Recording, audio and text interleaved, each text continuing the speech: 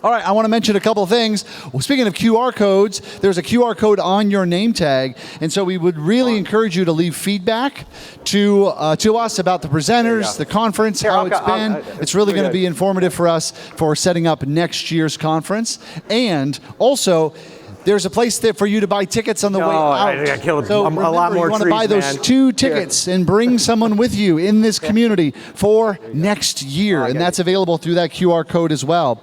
Plus, be sure to be posting on LinkedIn, like Tara taught us at the very beginning of this, right? And the easy way to do that is take pictures with you and other people, telling them how much fun you're having here at the FRAC Conference 2023. So, and whenever you do that, you want to hashtag FRAC 2023 with your photos and everything like that. All right. I believe we're ready to get underway. Let's get going. I'm excited to introduce this guy. So our next speaker, he has spent his whole 23-plus career in new revenue growth, focused on superior sales strategy that has a track record of success with an approach of serving versus selling people. His partner at On Purpose Growth, a coaching and consulting firm, serves entrepreneurs who have ambitious yearly, multi-year revenue goals and actually fulfill that ambition. Fractional executives, consultants, EOS implementers alike hire Brian because of his authentic, non-salesy approach and matches the fact that they aren't natural salespeople. They say it's highly effective and consistently helps them hit their sales goals and build a lifestyle that they want. Please welcome Brian McDonald, everyone. Thank you, Jason. Hey, everybody. So for those of you who just joined, you can go to, I have handouts. This is a workshop. You're going to do something. If you want to do it digitally, go to the website. The QR code is not working. But I appreciate everybody taking the time to be here. I know you could be doing something else, so I appreciate it. And before we get started, and for the people in the back, I'm going to call on you first. If you're not in the front, why referrals? Why does it matter to you? Anybody? Why referrals? Because your business is going to die, right? Why referrals? You can get better clients that way. I love it. Lowest cost, exactly. I might suggest that this is the best way to get the best clients and make the most money. All it takes is your time and energy. So why me? Why am I standing in front of you? Why am I here? Like he said, I've been in sales my whole 23-plus year career. I had one corporate job out of college, and I'll sum it up in a couple sentences. I'm not the sharpest tool in the shed. They gave me a raise on Monday and I quit on Friday, right? Because I realized that they were talking about sales, numbers, and I realized it was all about people. And from then on, I got recruited into businesses where they basically said to me, Brian, here's a desk and a phone. This is what we sell. Let me know when you need help. And I had to figure it out. I had to figure out differentiation. I had to figure out how to get to my prospects. I had to figure out the whole nine, everything. Right? So I've been doing this for years, and now I serve entrepreneurs who develop some skill, love, or expertise of something in corporate America, and now they're utilizing that skill to serve small and medium-sized business owners, and they want to make a meaningful impact on their clients and prospects with their expertise. And a majority of these people loathe selling, and so do I. And I just help them do it in an authentic and natural way. Some of these people are, 10 years ago, almost 10 years ago when I started doing this, they were called consultants. Today, it's consultants, fractional CFOs, CROs, CHROs, people that are way smarter than me, that can do greater things than me, and I just help them be themselves and grow the lifestyle and the business that they want. Like for instance, Larry is a fractional CFO, and here's what's possible. When I met him in February of 2018, he was closing 10% of the proposals he was making on a monthly basis. He was used to making $15,000 a month, and he was only making 7 to 10. Larry's a number guy. So in October of that year, how many months it is, 6, 9 months, he said, Brian, I want you to look at something. I was like, what? He goes, look at these numbers. I'm starting to close 70 to 80% of the proposals that I was making on a monthly basis. So that's what's possible. And he actually superseded the $20,000 a month mark. And in June of 2020, in the middle of COVID, he was doing $72,000 of monthly recurring revenue. So this is what's possible for you, right? And Larry said it in front of me talking to somebody else. If Larry can do it, anybody can do it. So here's the backstory to why I'm here and why I'm talking about this, is I've helped entrepreneurs just like you either completely design a network of people because they never had one, they were stuck in corporate America, hey, I don't have a network. I've helped people redesign it because they're talking to the wrong people. They're like, hey, I got this whole network and I'm not getting any referrals, or re-energize one. Because when the good gets going, you cannot take your foot off the gas. When you get this engine going, do not take your foot off the gas, because here's what's happened. I work with an EOS implementer in Dallas. The guy had sold and ran a $40, $50 million niche pharmaceutical business. He used EOS to run up the score, and now he's an EOS implementer. And he's used to making $750,000, $1 million a year. And he came to me around this time last year and said, Brian, I'm just not getting any referrals. I'm like, why? Tell me what's going on. And what he said to me, he goes, I'm meeting with people, I'm telling them what I do, I'm telling them who I want to meet, and I'm just not getting the referrals. And I asked him, I said, hey, are you actually asking them to refer you to somebody? He's like, what do you mean? I said, are you making a request? He's like, I don't think I am. So what he did was he went out, and this is really important, whether you're doing great or you're just starting out. He went back to his network and he made a request. I said, we're not going to track referral meetings, we're going to track requests, clear requests. And here's what happened. He came back to me and he goes, you'll never guess what happened. I'm like, what? He said, my network was going, wait, hey, things were good. I didn't realize you were taking on new clients. I did not realize that you actually had time for people. In the first quarter of this year, he made $380,000. Now, that's not causation, but it's correlated, because he was making a silent request and then holding an expectation that people should refer him without him making that request. And when he started making that request, bam, they start coming in. So that's key. If you're building a referral network and you're not actually saying, hey, can you introduce me to somebody? I'd suggest you're wasting your time, right? And there's a lot of head trash in that, right? A lot of head trash in that. Get over yourself, because if you don't, you're going back to where you came from. Seriously, that's what's on the line. So this is a workshop. I'm gonna ask people to be involved. We're gonna work on things. If you want to actually leave here with something today, you will. It's your choice.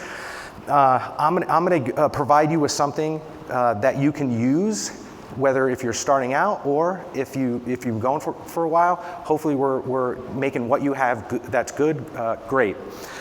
But here's some context. This referral machine is part of a well-designed sales system. This is not the end-all be-all, right? In my opinion, there's 5 parts to a well-designed sales system. One is your strategy, who your ideal client profile is, what your messaging is, and everything. And this is on the slides in the handout. Attract, your top of funnel. This is the referral machine. This is your activity. Third is engage. You have to have a sales process. And you have to understand how to interact with people through that sales process. 4 is convert. How do you co-design offers with your clients that are highly relevant, so they make the assessment that their life is better off with you in it than without you? That's the goal. And last is serve. We were talking about this earlier upstairs. The sale doesn't end when they say yes, it starts, right? And how you design, how you serve people is directly connected to how many clients you have and the capacity you have. So you have to think about that, because I got one client, Jason, when he showed up in my world, he had one client, he wanted to do fractional, but he was working there 5 days a week. I'm like, how are you gonna do this? Right, you need to redesign. You need to redesign this offer with them, right? And we can't do this moving forward because you got a glorified job, right? They pay your LLC instead of you W-2, right? So you have to take that in consideration. So all we're going to be doing is talking about two, right? Attract, right? This solves problems, but it is not the end all be all. So who here feels that you don't know the right people to network with? Awesome. So we're going to answer that question today. You're going to walk away with something. Who here feels that they're not getting enough or the right referrals? Awesome. We're going to solve that problem today. Last, who here feels, and this is mostly maybe probably for the newer people, that you don't have anything to offer a network of people? What do I have? I just left corporate America. What do I have to offer them? Anybody?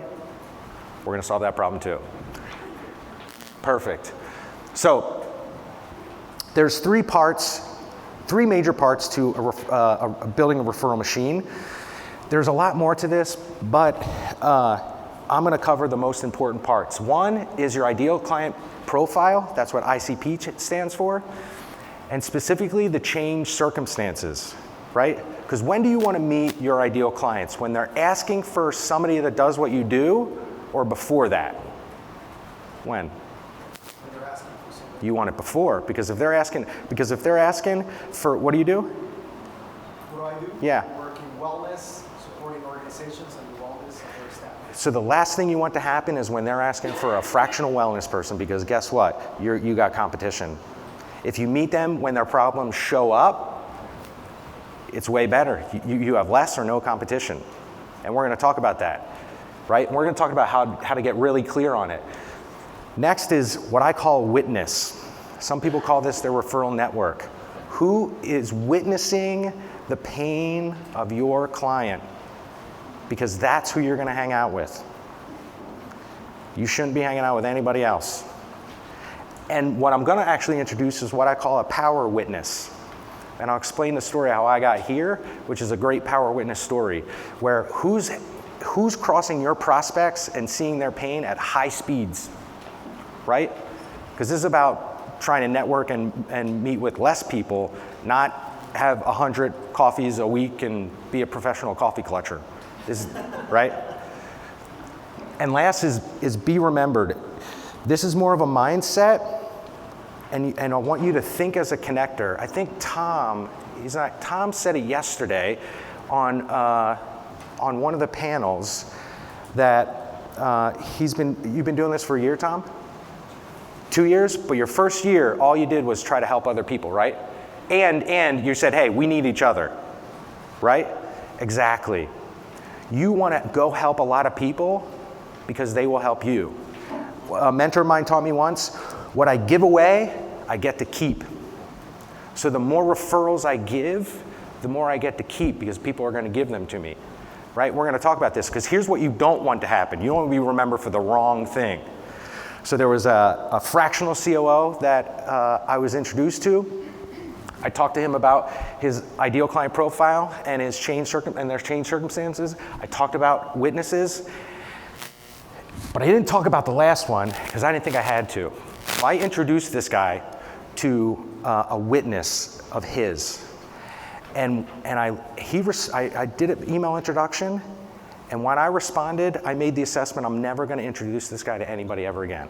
Because he sent a 4-page email that the first page basically said, hey, here's why you have to and you should introduce me to your clients. The second page was, hey, here's why your clients love me. And I stopped reading the third and fourth page. Don't be remembered for that, right? I never, ever, ever want to either get introduced to somebody or introduce somebody to a client and have the response of me or them go, why did you do that? right? You are your business. I said upstairs earlier today, you are your business, you're your reputation. One of the greatest sales tactics is not selling. Is not. Right? And when anybody go in a networking room and you can tell there's a person that's giving their card out to every single person and he's trying to sell everybody everything, what kind of impression does that leave on you? Right? Right? You've had that? What? Desperate. Here. So that's the flip side of what you said. You're never asking for a referral.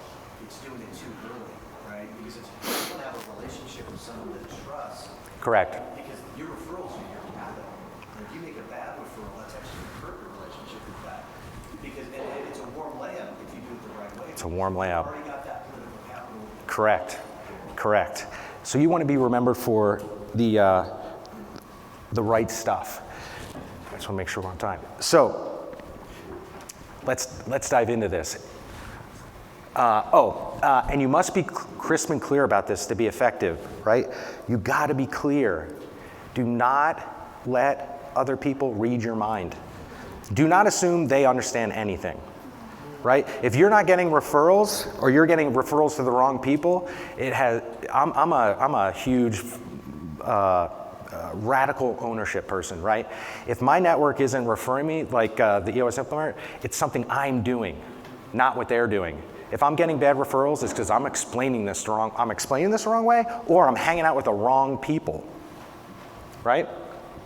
So here's where we're going to do a little work, and you can fill this in. I'm going to call on volunteers here in a second, but here's what I was talking about earlier.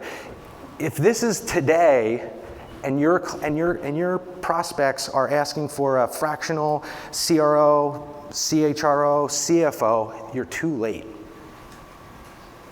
I might suggest you're too late because they're going to be interviewing other people. But when you can identify their changed circumstances and what's going on, you can get in front of them before they say they need you.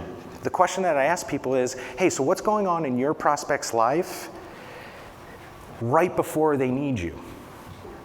And I bet a majority of the people in this audience can answer that question. Yet for some reason we talk about demographics, right? So let's do a little work on this. Who wants to work on this? You do not need to, if you don't know your ideal client profile, I'll help you develop that real clear. But who here wants to work on this before I call on somebody? Go for it. Okay, so, thank you. Okay. No, you just work from there. I'm ready to work on it. I'm curious, Frack, so hey, this is the best opportunity. And what do you do? So what I want to bring into it, I'm not doing it yet, but what I want to work with is help a small business owner in technology firms launch groundbreak products into the marketplace successfully. And yeah, so Are you an outsourced product or strategy? The strategy, putting the strategy together to bring new products to markets. Got it. Yeah. So your ideal client profile is a technology firm? Yeah, Startup? technology firm. Maybe not a startup, but maybe they've had some products and now they are bringing something very different to market. So they need to identify their target customer, go to market, put the strategy together on what they need for the next 6-12 months. Yeah. So this is the change circumstances. What you're describing that is right the now. change. Yeah. So right. What you're saying here. Yeah. Yeah. So how else does this? How do I say this? From their perspective. Right, from their perspective, how else is this showing up in their business? What else do they say? Frame it this way. What I statements do they make? I don't know what to do. Yep. I don't have I might not have the right people. Yep. I've never done this before. This is highly strategic and a lot of risk. Yep. Taking a lot of risk, big investment. Yep. Yeah. See, because this is what your referral network is hearing. They're not hearing, I need an outsourced strategy person. They're hearing this. I get a referral from a guy. He's a client, but he's a fractional integrator. And he understands that I'm working with people that say, hey, I left a job in the past year. I hate selling. I'm not getting enough clients. Hey, I hate salesy behavior, but I'm not sure how else to do this. They're not asking for coaching sessions, coaching videos, or anything like that. They're not. And bam, he puts people in front of me all the time. So this is what it is. This is what you need, right? Because this is what people are hearing. Right? It's kind of like anybody in here buy a car in the past 2 years? You did? Yeah. Okay, so what happened after you, well, I'm going to lead the witness. Did you start seeing that car everywhere? Yeah. Oh, yes, it Correct. happens all the time. Okay, yeah. but before you Yeah. bought that car, you were just thinking cars and you didn't see anything when you were driving. Right. Yeah. This is what I'm talking about, right? Just the demographic, right? Just the demographic isn't enough. People can't see it. They can't actually put in the bucket. They can't put you in a certain bucket. So you have to explain these things, and you have to understand this, because your ideal client profile should be 3 things: demographic, psychographic, and change circumstances. And some of those things cross over, but you should have all 3 of those, because people will see it.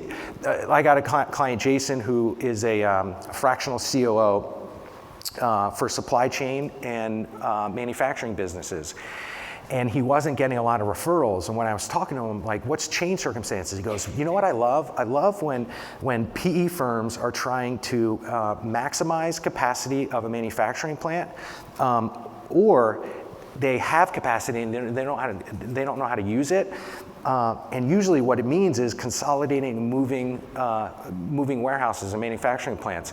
When we put that into the marketplace, he got 3 referrals in like 2 months. Because people could see it. Oh, hey, one guy was like, hey, my company's doing that, and referred him up, right? So you have to be really clear, and these are the things you have to talk about. Stop talking about 5 to 50 employees manufacturing in Minnesota, right? Because nobody's gonna see it. You have to help them understand this. Okay, anybody else wanna work on this? Sure, I'll give it a shot. Perfect. We don't have to go too. Perfect. So hi, I'm Mauricio, and thank you for doing this. I actually work with organizations to support the well-being of their staff, and my focus is diversity, equity, inclusion, and belonging, but all through the lens of well-being. So Okay, so why do they care? it's a great question. They care because if you care for your people will work for you and will walk through doors for you, and then the revenue will come in for the organization. Perfect, that's the outcome. Why do they work with you? What's going on right before I got to call Mauricio? Usually, What are they experiencing? They're Seeing? experiencing, I am losing people. I am unable to There you go. keep my staff. People are quitting and are becoming fractionals because they hate the corporate world. So how many people sit with prospects and make the assessment? Yeah, they're talking about their problems, but they don't understand all of their problems. You can see it, right? That's what this is they're not asking for him, but they're experiencing the problems that he solves. They don't know they need it yet, right? So what else? You know, people are leaving. What else? Is there something to do with like employee satisfaction? Burnout is huge. Okay, what does burnout cause? I want to ask a clear question. Low productivity. What? Low productivity. There you go, right? That's what they experience, right? The employees burn out, but the manager is watching low productivity. How do managers experience And this? the managers are burning out, and they're trying to find other work and places to go because they don't feel fulfilled as well because they're not meeting their quotas, and nobody's meeting their quotas because everybody's burnt out. See, I might suggest everybody in this room really, really, really, really, really understands their ideal client profile. You think about it on the surface level. Right? You said you kind of didn't know, and you articulated a bunch of really good things, right? I could see this right now, right? So what else? Anything? Yeah, they're wanting to meet quotas on diversity, but they don't understand the diversity they want to bring in, and they don't understand how this diversity will help their company grow because there's a huge market that they don't understand. You said they don't know that I So they're trying to tap into, most companies are like, how do I generate more revenue? And there are groups of individuals of certain communities that they're not tapping into that have a lot of buying power, but because they don't understand these communities, they don't understand their language, their behaviors, their buying practices, they don't even know their buying power, they're not tapping into that. And so I want to break into new markets, I don't know how to do it. correct. There you go. Right? You want to meet people like that and maybe this is the way, right? Say it one more time. I want to meet people who want to break into new markets but don't know how. Okay. Right? They're getting introduced to chief revenue officers and stuff like that, but if you can solve that problem, why can't you help them do that too? There's a couple of different ways you can solve every problem, right? And there's a big push for this in the marketplace, right? Correct. And people have no idea how to operate with it, right? Right. You know, it's there. Because the data shows it. Correct. The data's there. So do you understand what I'm getting at when I talk about this, right? Was that helpful? Yeah, thank you. Perfect. All right. Witness, the referral network. So there's a lot of times that I'm with new clients where they're like, hey, I'm not getting out of my network what I want. And when I talk to them, they're hanging out with the wrong people. Look, because for you and for me, our biggest asset and liability is our time. It's my biggest asset, but it's my biggest liability, right? And if you're not spending more time with the right people and less time with the wrong people, you're doing it wrong. Right, so in 2017, 18, I had a shared office space, and they had a general networking event in the main room, and my office door was right in that room. And I went to a networking meeting there once. I was like, none of these people are my ideal clients, and none of these people actually sell to my ideal clients, but I'll give it one more shot. I went, in 2 weeks, they had another one, same thing. I stopped going to the meeting. And I would sit in my room, close the door, and a couple months went by, and there was a bookkeeper that I knew that knocked on my door one day and said, hey, so just wanted to catch up, you haven't been coming to this meeting. I'm like, yeah. He's like, why not? I go, well, same thing as I do. None of those people are my ideal clients, right? They're financial advisors selling to individuals, they're real estate agents, they're insurance agents selling property and casualty. And he's like, okay. And I said, and they're not selling to my ideal clients, right? They're just not, I mean, maybe possibly, maybe sometimes they're crossing them, but not probable. And he goes, okay, I understand. And I flipped it on him. I said, hey, so are any of your ideal clients there?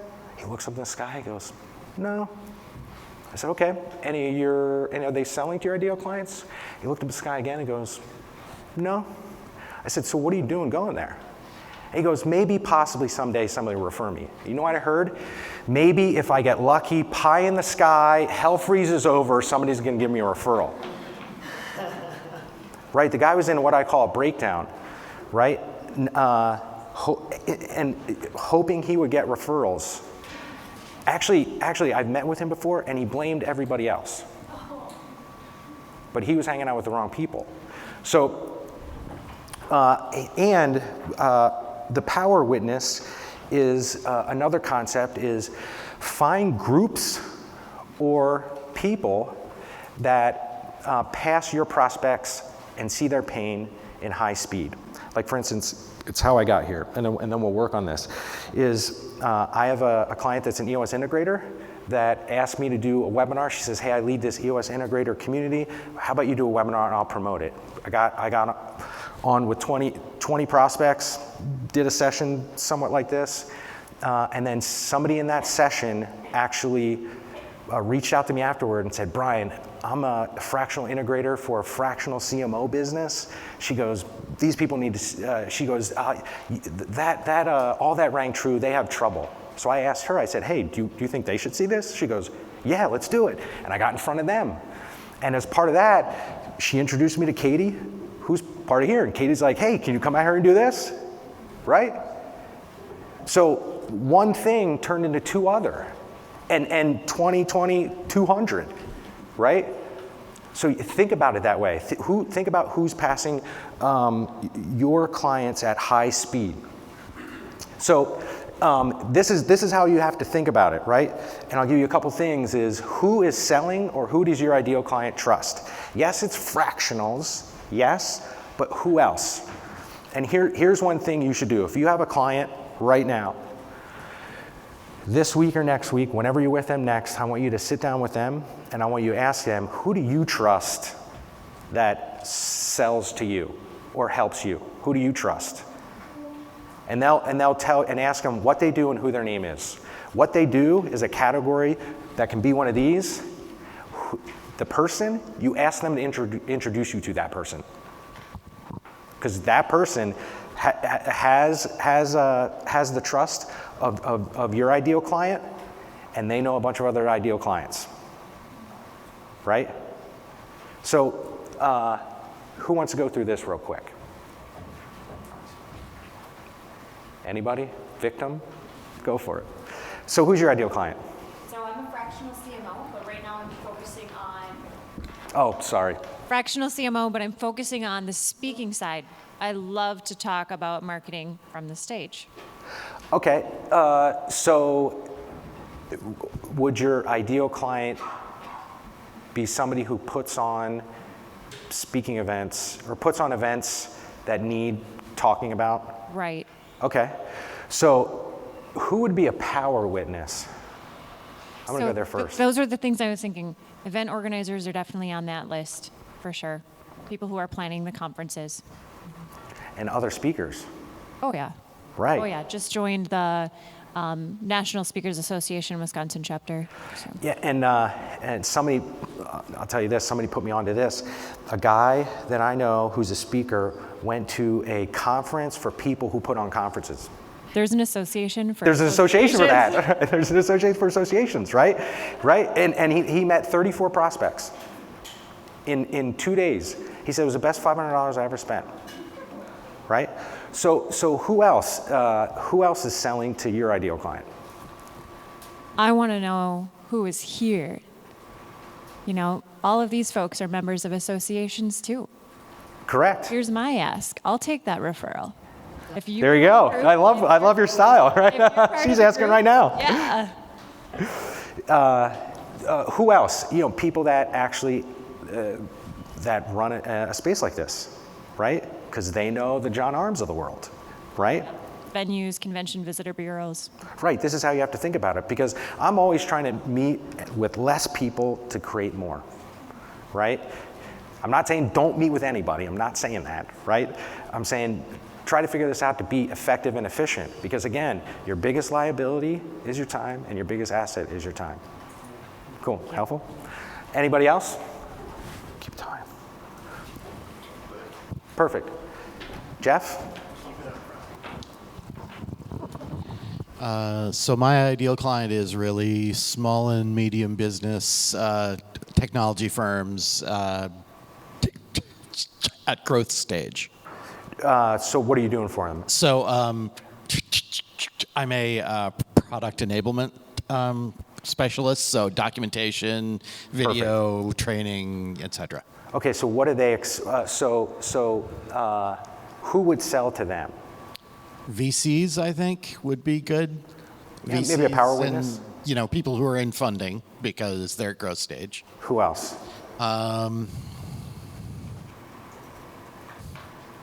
Good question. What other problems do they have? Usually at that stage, they're usually also working with CMOs, sales professionals, IT. Are they part of places like upstairs? Or are they too big?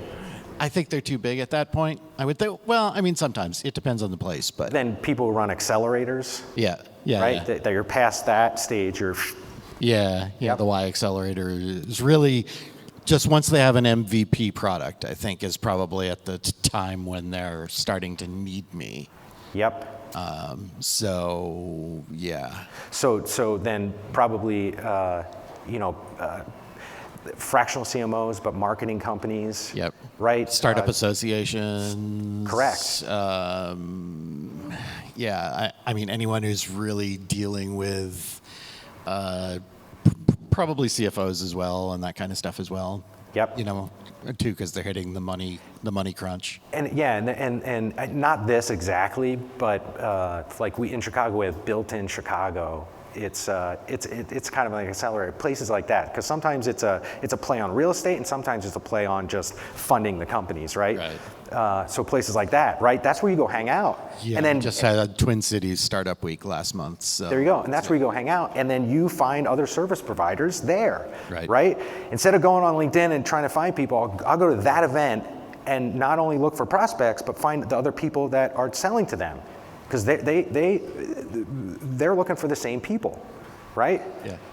Because you got to maximize your time. Right. Was that helpful? Yeah. You good? Was. Awesome. Thanks. All right. So, last part. Be remembered. Be a connector. Because here's, as the saying goes, right? It's not what you tell other people that they remember. It's how you make them feel is what they remember. So one of the reasons why of acting as a connector and not selling is because you want people to get to want to help you. You want people to see you as low risk, like that COO I talked about. That guy was high risk. I ain't introducing you to anybody else, man. Not after that, right? I'm not going to get anybody in my network to complain to me, yet alone a business owner. Two, get them to always be thinking about you, because when you're a connector and you're connecting with people, by default, they remember you.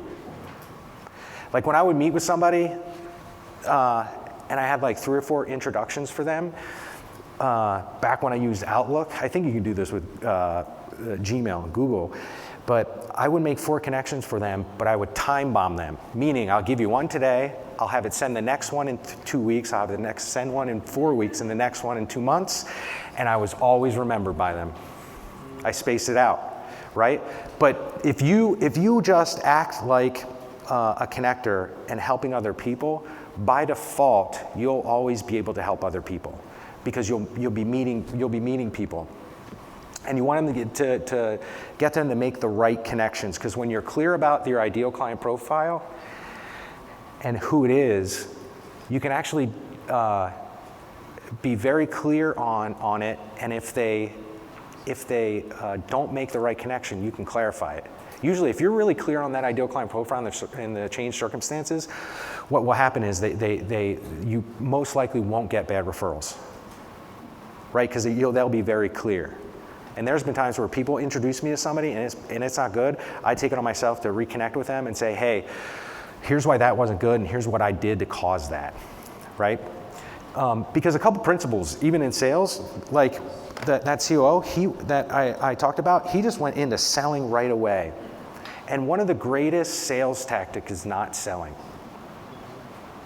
right? And one of the greatest sales tactics is listening and curiosity. I pretty much use those 2 things solely. And I use them in these meetings, right? So when I meet with somebody, I try to find their ideal client profile. First of all, I make them go first, 100% of the time. It's actually tough when I meet somebody that gets this and goes, okay, you tell me what's going on. I'm like, whoa, like this makes me uncomfortable, but I get you, right? I get you. I make them go first. I walk them through their ideal client profile and change circumstances. If they don't know it, I help them clarify it, because I can't help them if I don't understand that. 2, I find out witnesses and power witnesses. And 3, I make it all about them, because here's what happens. Back in 2010, 2009, I was introduced to a lady who was a witness, and we met, and she talked for 55 minutes. And all I did was clarify these things. She actually introduced me to a witness and a prospect. And basically, after 55 minutes, she goes, oh my gosh, Brian, I was talking the whole time. Please, tell me kind of how I can help you. And I was just clear. I was like, bam, here's my ideal client. Here's my, bam, bam, bam. She, all I needed was 5 minutes, right? And all I did was use curiosity and ask her questions. right? I did talk, but I asked questions. She went back to the other lady that introduced us and said, Brian was the most interesting person I ever met. I didn't talk. Seriously, I'm trying to convince my wife of this, right? This lady, because there is a basic, in Maslow's hierarchy of needs, we have all a basic human need of being heard and understood. That's why curiosity and question asking in sales is a great tactic, is because prospects just want you to listen. What's the number one thing people like to talk about? Correct. What's the number one thing people like to think about when they're not talking about that? Correct. So if we understand this, why the hell would you sit down with a prospect and do what a buddy of mine, Tyron, calls the value vomit? Where you just talk about yourself.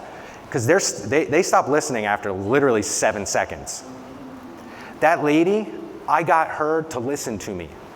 Now, I did it with integrity and dignity, right? I was not taking advantage of her. I just understand the human condition, right? And I used it to my power, right?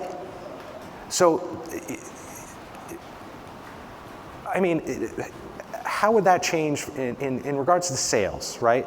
If you understand that the number one thing people like to talk about is themselves, the number one thing that people like to think about themselves, how does that change sales for you? Just ask questions. Yep.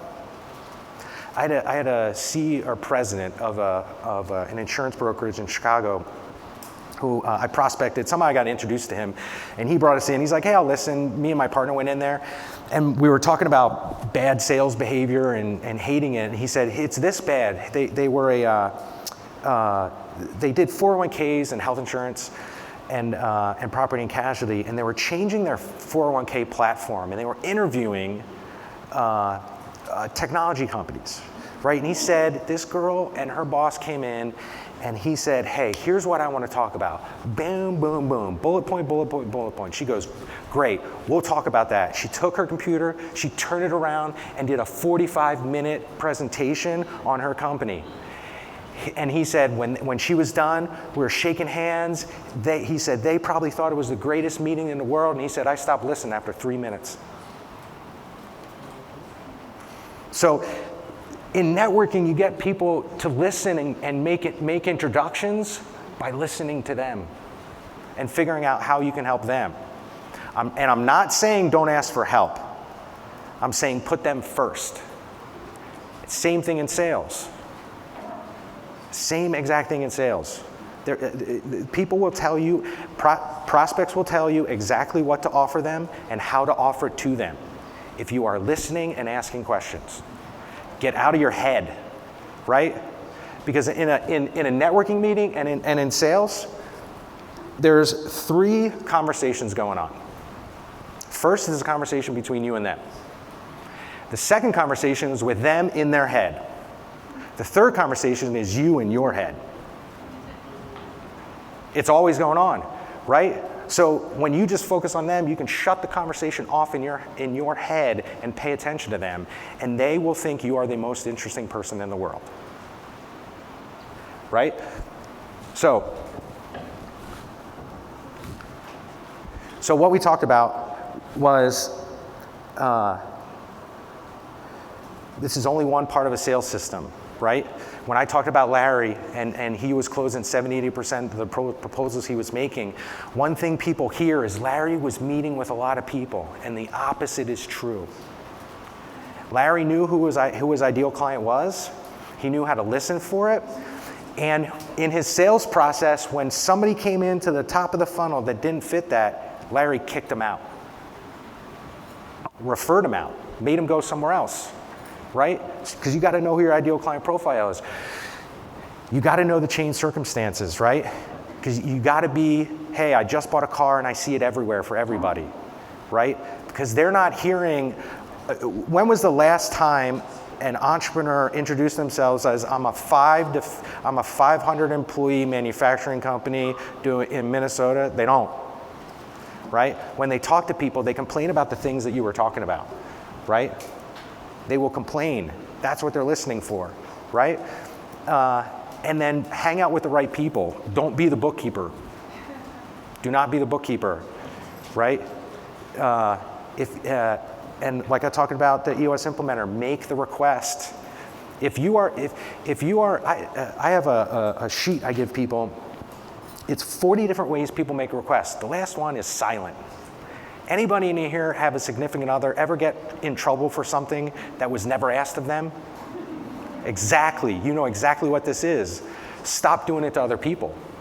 If you're meeting with people and you're not asking, hey, is there anybody that looks like this, has these changed circumstances that you can introduce me to right now? You got to make a clear request. I have a saying that my life, it was taught by a mentor, my life, my personal life and my business life are directly proportionate, the quality of it is directly proportionate to the quality of my requests and offers. I mean, the amount of times I meet new clients where we just work on making a request. Because if you're not vocalizing it, they ain't hearing it. They're not. Right? And go help a bunch of other people and you will get help yourself. And if you go do this and you act as a connector, what happens is if you feel like, what do I have to offer my network? You will meet people, you will learn what they need, and in your travels, you will find that. You will find more witnesses, you will find prospects, and you will build an army of people that will help you. That's what you want, an army of people, and you want to have it as effective as possible. It's possible. I've helped people go from literally leaving corporate America, not having one legitimate or relevant person in their network to $1 million through 100% referrals. Right? You got to hang out in the right places, hang out with the right people, and make the request. So we'll open up for questions. Oh, and while we take questions, if you still need the handouts or anything, that stuff's on there. If you want to connect with me on LinkedIn, I got that up there too. But what questions do you guys have? Because I just threw a lot at you.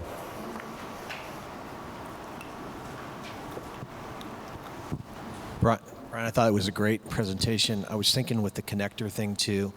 The encouragement I'd give to everybody here is BNI is a great organization, but you're not going to get your referrals in BNI. No. You're going to get a mass volume of stuff. What you're doing is so specialized. And I think even in the connector discussion I'll have, even when I ask, I'll say, I'm not expecting a quid pro quo. I'm not expecting, because I gave you 2, that you're going to give me 2. Correct. In fact, I don't want 5. If you find someone, first of all, did I express my value-added proposition that's different? Mm-hmm. Do you get it so I'm front of mind? And if so, if you just sent me one person that I could just have a conversation with, no pressure, I'm happy. Yep. Right? Because I think that's what ends up happening is it becomes this kind of transactional mindset, and you, like you said, you don't have enough time to go to all these different kind of things, and you're sitting there looking at them going, why are we here? Right? Yeah, and one thing I left out, and thank you for bringing up the BNI thing, this is important. When you get introduced to people, when I get introduced to somebody, I vet them. Here's what I mean by that. I make sure that they're not only selling to the people that I sell to, or I'll say it this way, selling to the companies that I sell to, but also the people, right? Because if you're selling to the CEO of a business, of a $20 million manufacturing company, right? And you're talking to a payroll person, which I got nothing wrong with payroll people, who sells to $20 million companies, they ain't talking to the CEO, right? They ain't talking to the CEO. There's nothing wrong with them, right? This is about relevance and me managing my time, right? I've helped clients unwind that stuff. Because you look around like I'll say it this way. I like to live in a world of probability, not possibility.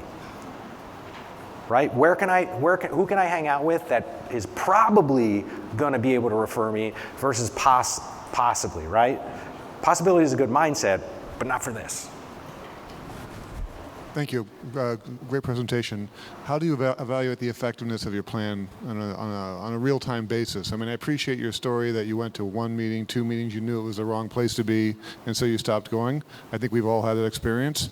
But what if you're not sure? How do you make that decision on an ongoing basis? I've had similar experiences where I'd gone to these meetings for 4 or 5 months before I finally realized this just wasn't going to turn into anything. Great question. So I do this with clients, whether it's people or places, right? Because I help people figure out what associations and what groups to go to. Is you have to build a criteria. So you have to understand what you want and what looks good, so you can check the box. Right, have a criteria, like a decision-making process. So, like for instance, when it comes to, let's say, associations, right, and a client's trying to buy membership in an association, the process is, one, do they have monthly events that I can get access to people? 2, do they allow me to do like some type of webinar presentation for groups and CEOs? And 3, do they give me access to the CEOs? And a bonus is, do the CEOs show up to some of these events, right?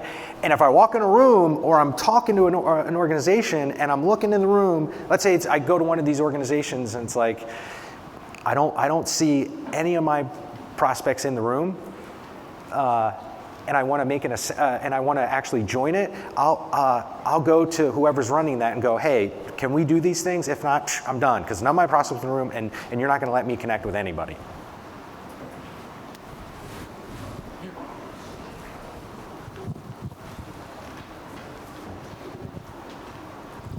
Hi, thank you. This was so valuable. Thank Awesome. you. Thank you. I'm also wondering if you can go one step further, like you've gotten a referral. Obviously, you gave a really good what not to do with the email book essay with the 4 paragraphs or 14 pages of email.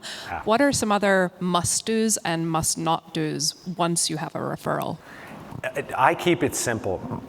Literally, this is how I respond to a prospect almost every single time. Hey John, I appreciate you thinking of us both. Hey Chris, great to meet you virtually. Based on John's introduction, do you think it's relevant to connect? Plain and simple. Right? I'm not selling a thing. Because one, I wanted to make an impression that I'm going to listen to you and understand you before I sell anything. Right? I'm not going to waste anybody's time. And they expect you to start selling, and when I do the opposite, they're like, wait, this guy may be different, right? I basically do the opposite of what salespeople, because the guy that sent that email, he also, I left out, sent like 4 white pages attached to it. Right? Like, who's going to take the time to read that? That's called cognitive load. My brain explodes when it sees that stuff. My gosh. Hi, Brian. Thank you. Hey. This has been extremely helpful. I'm Jamie. I run a digital marketing company. We've been in business for about 6 years. And I feel like the first domino that I've always struggled with in this process has been picking a niche. That industry. I feel like a lot of people have opinions on whether you need to or not need to, but I feel like when you try to find your circle of influence, if you can commit to a niche, it goes faster. But I've really struggled with that. What's your thoughts there? I think you're spot on. So in my language, it's just getting really clear on your ideal client, right? And here's a pet peeve in like the niche. People go, oh, I'm niching into manufacturing companies. So is everybody else. That's not good enough. I want to know what these people think and experience. So what I was asking these people, I know what my prospects are thinking, right? They're thinking, oh my God, I don't know what to say. I hate selling. I don't want these people, I don't want to bug people. How do I do this if I don't, how do I follow up with somebody and not bug them? Right? I really understand that profile. And here's, that's one thing. Second thing is, there's a concept my business partner introduced me to called the theory of constraints. Right? It's in line with like Lean Six Sigma and things like that. And when you take that and apply it to sales, it's what market can you penetrate fastest, and who inside that market would say yes faster. So like for instance, full disclosure, right? When we started On Purpose Growth, I was helping salespeople and entrepreneurs, right? I helping anybody, right? And I noticed a pattern. I said, hey, these entrepreneurs that left corporate America, they're selling and they're serving, they need the most help, and they say yes fast. And they stay longer because the sales guy wants somebody else to pay for it. He has bottlenecks in his business that I can't solve, right? And I applied that thinking and I said, okay, this is what I'm going to go after, and I've been doing it for 8 years, right? Can I help other people? Yes, but even down to the point where if somebody has, I've learned if somebody has 1 foot in and 1 foot out, I say no, because it never works out, right? You have to be fully committed, and that's one, an integrity thing for me, and two, it doesn't work when you're paying attention to something else, right? So just niche down and go for it. And I mean, we use feedback loops. This is probably too much to get into now, but apply feedback loop. What worked, what didn't, what adjustment can I make, and test a couple things, right? And then don't judge the results. Like for instance, I have a Jonathan I was talking about earlier. He's a fractional integrator, US integrator. He would tell me stories like 20 clients who didn't have a leadership team, were putting together, wanted to add a fractional integrator on a part-time, and they would drag him out. They would never close. He's got 3 steps in the sales process. They wouldn't want to go 6. And he would tell me these couple stories over here about an entrepreneur who is looking for a thought partner about because they have a leadership team and they had to add a full-time integrator, and he just acts as a thought partner. And at every single one of those meetings, they made the assessment that, oh wait, I don't need somebody full-time, I need somebody part-time, and oh, by the way, Jonathan, can you send me a proposal? I said, Jonathan, we're no longer focusing on these people, we're focusing on these people, right? And his business went through the roof, right? So just notice the patterns and go for the niche, because not committing to that is probably part of the problem. Hey, Brian, great presentation. You're good at this. I don't know if you knew that, so. I'm trying. You can't tell I'm nervous as hell. No, I cannot tell at all. You actually do it really well. No, I wanted to ask you, how do you usually handle when people go, I love what you do, I think it's so valuable, I think it's needed. Right now, the market is really tight and we just don't have the money for that. But I'll think about it in the future. They look like a prospect and they're not. Because your prospect actually wants to do it. I don't work with people that are thinking about sales coaching. I work with people that go, I got a problem and I got to figure this out.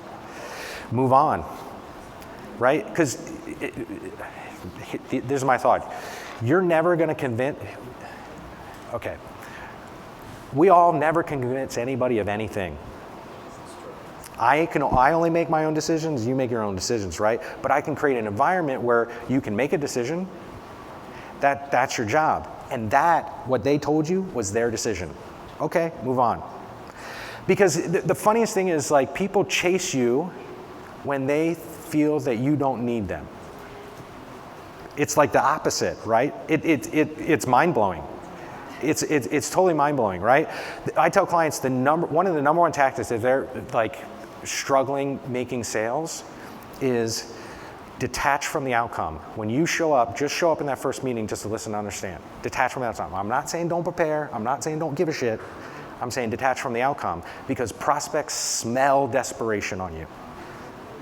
And sometimes they don't know it. It's just, it's not the right time right now. I don't know why. I'm just going to say no to this guy. Right? It's fascinating. Sales is a mindset game. Yeah, it's a total mindset game. Totally. So, awesome. We're good. We're good? Yeah. All right, give it up for Brian McDonald. It's time for uproarious applause. Really, really good stuff. So really quick, shout out, takeaways that you're taking from this session. Shout them out. Shout out, quick takeaways. Top of the head. Learn how to listen. Don't sell, right? Collaborate. Listen up front. What else? Get over yourself. Yes, exactly. Brilliant, beautiful stuff. Well, congratulations. You got to the end of 18,000 sessions since yesterday. We've arrived. Now there is only to process it all and decide what the heck to do. So for that, coming up in 15 minutes, we're going to start our hives. So you're going to be able to buzz with your other consultants and go, what am I going to do with all this stuff now that we have it? And how are we going to continue this conversation on into the future? So don't go anywhere unless you need to go to the Brewer's Den. There are snacks and things there to rejuvenate yourself for the last hive session. And that'll be happening in 15 minutes. Right here is where we're going to start because we have some things to share with you before we go into the hive. So take your bio break, do whatever you need to do, and then come right back here and get the same seat. See if you can do that.